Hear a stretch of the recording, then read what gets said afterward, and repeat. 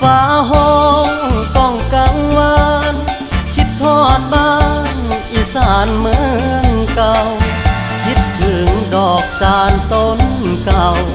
เศร้าแสนเศร้าเฝ้าชะแงฝนตกลงมาคลาใดแอบร้องไห้ปวดใจแท้คิดถึงพี่ป้าพ่อแม่คงจะแก่แย่เต็มทนคงจะแก่แย่เต็มทน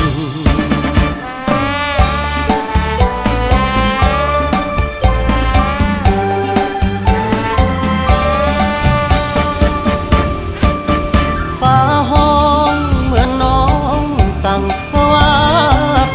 เหมือนใจอ้ายสิล้นจากน้องมาก็ดนเศร้าว่าคนสิบน